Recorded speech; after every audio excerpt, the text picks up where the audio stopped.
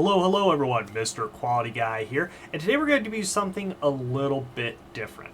So, today we're going to look at basically what happens when FMEA does not go properly. And by doing that, we're going to take a look at a video by Mr. Terror. Now, all things forward, I was introduced to this video by a YouTube channel called Dive Talk. I saw them basically talk about this and react to this video. We're not going to necessarily react to this video. We're basically going to start at about 5 minutes 47 in and basically go through the process of what happened. And the only reason we're doing that because this person did such a great job that I couldn't do it justice. So we're going to go through, basically take a look at it, and then we'll explain how incidents like this can happen because of FMEA issues. Now, a warning, the content in here may be slightly graphic. That is the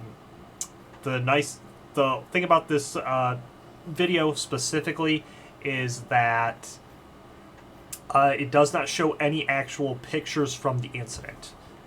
There are those, of course, online for people that want to see those. That's not necessary, nor is this actually something that I believe that we should seek out. So, we're going to sit here and watch this. Okay.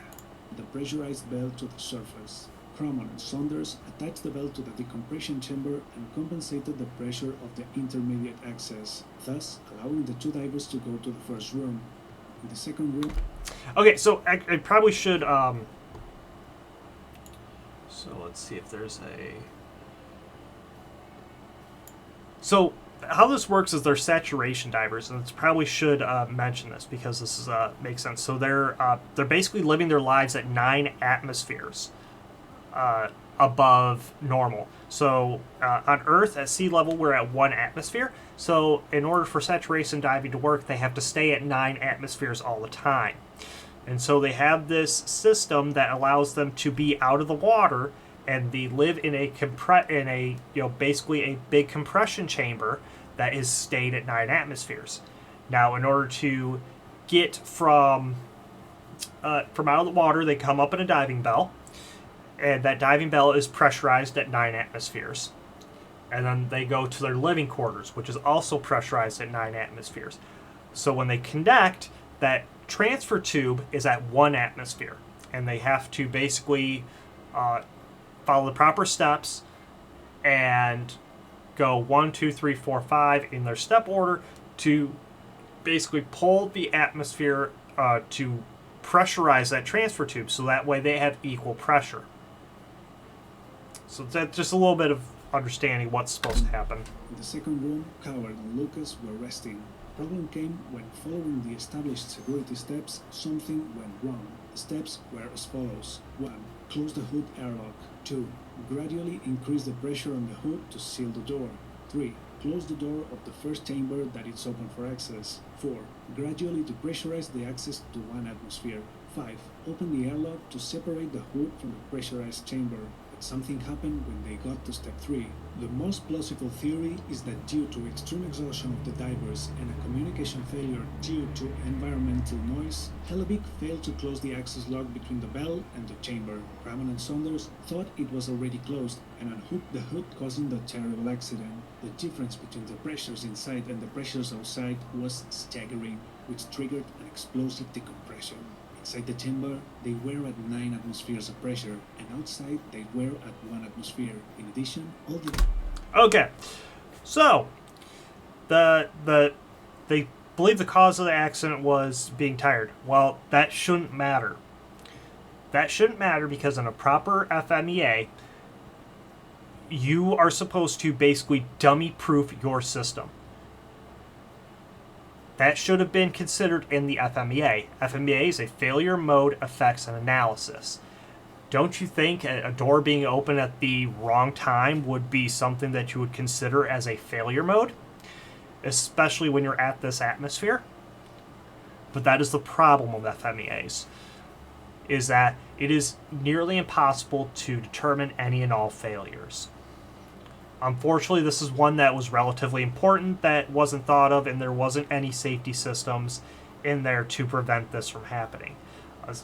If a simple mechanism to not allow the door to open until it is at equal pressure, that should have been more than enough. And of course, they did find that that was a error when they investigated it later on. That this was a significant issue, and all these systems that are like this are now designed that way.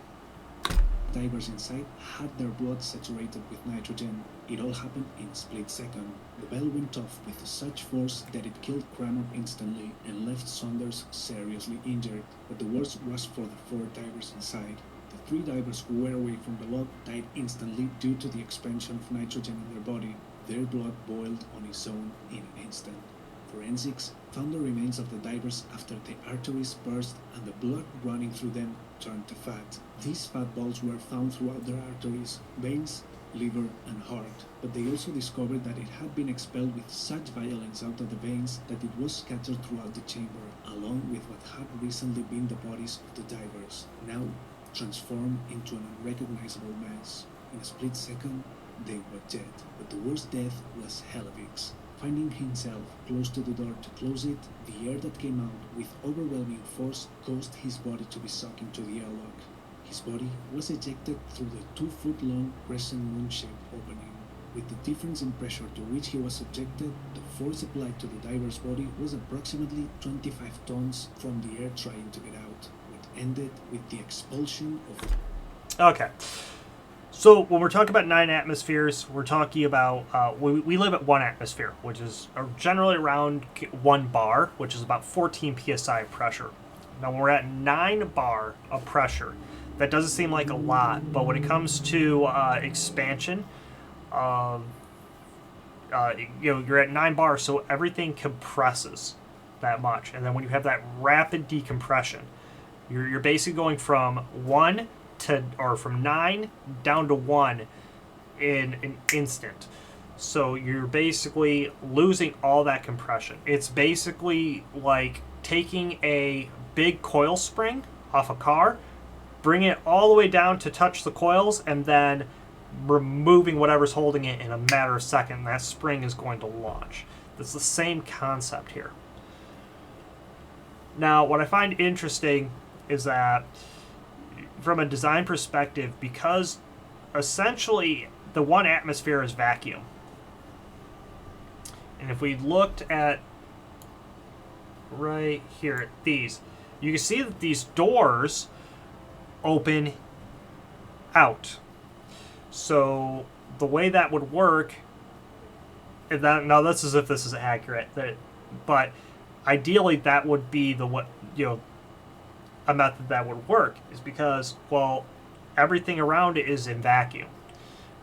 I really shouldn't be able to pull that door open under vacuum. You can, honestly, if you've ever been in a room that's negatively pressured, you know how sometimes it's hard to open doors, but once you get it open, you're fine. These doors should be practically impossible to open. So that could also have been design error, which, yet again, we kind of know that, yeah, there was design errors with this thing. And it all stems from improperly finding the issues in an FMEA. And that's why these are so important, because accidents like this from an improper FMEA, it's horrible. Not